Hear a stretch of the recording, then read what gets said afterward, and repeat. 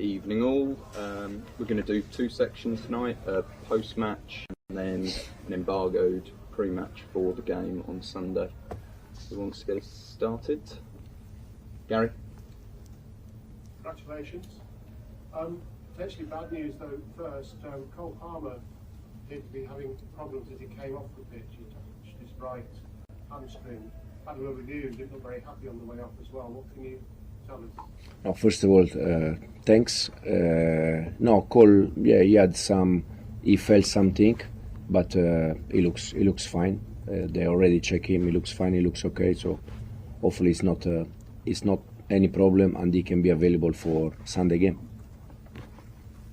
Enzo, it's obviously a positive result, but at half-time there were a few boos, and then there was a boo again when the ball was played back. Do you understand the frustration from fans at some time, considering how much has gone on at the club? But have you got a message? No. The message is quite clear. We are in a moment that we are learning how to manage the game. Probably in some moment was the right thing was to do exactly the same thing, but in the opposite side. So for me, the intention to keep the ball is the correct one, especially when you are 2-0 up. So the intention is good, but probably where is not good in terms of we try to manage the ball in last 10 minutes, 15 minutes in our side, but we need to try to do exactly the same in the opposite side. So I can understand, but I think overall was important tonight to win the game. Clean sheet. We did 9 changes. We had players like Renato, Axel, Pedro, even Mark, player that Philip, that was first game for him, official game. So many good things. Enzo? Those players you talk about, does it feel like it's a training experience a bit for them because they maybe need more time to get to know the system and all that? Yeah, I think all of them, they need more times to get to know better the system, for sure, 100%. But tonight was also, in terms of physical condition, for some of them was not easy. But as I said, I think the intention of the players to keep the ball was the good one. But sometimes we need to do exactly the same, but in the opposite side. And Noni Madueke scored a great goal. What do you think of him and his abilities? You know, is he a winger that you like? Yeah. I really like Noni. The only problem with him probably is that he has to understand that he has to be consistency during the week, every training. But it's a good player and he's doing well with us since we start. Davide? Hi Enzo, congratulations on this week. Another step forward, of course. What is the thing you like the most? No, I think for some moment I really like the team on the ball and off the ball, especially at the beginning of the game. I think the team was very aggressive. We created some chances. We start exactly in the same way second half, very aggressive off the ball. On the ball, we play for some moment. We played really well, but also because we are in a moment in the process, there are some moments that we can manage better, and we struggle. But I think it's all normal. Simon?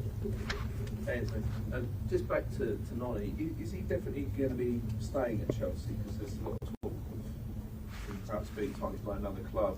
Do you want him to stay beyond the transfer? Yeah, absolutely. I said, but the problem is, the reality is that until, as I said already, until the window transfer is open, anything can happen. But for sure, Noni is a kind of player that I like.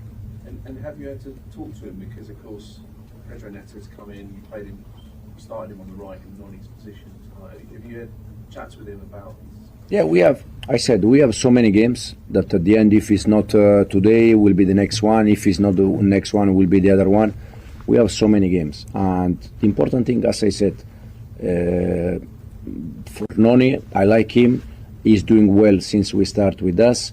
The only thing that he has to improve is that he has to become consistency every day, work hard, and then he will get minutes for sure. Rahman?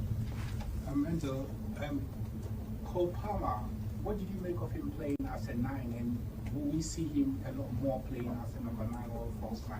Yeah, no, I think the game first half was for Mark Guyu, our striker, because there was a lot of space for him to drop and to give us the extra man.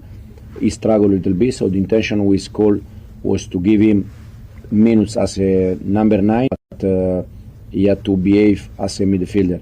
So this was the intention. I think Cole, he can do very well. He already done in the past many times. So the reason why was for that. Ben?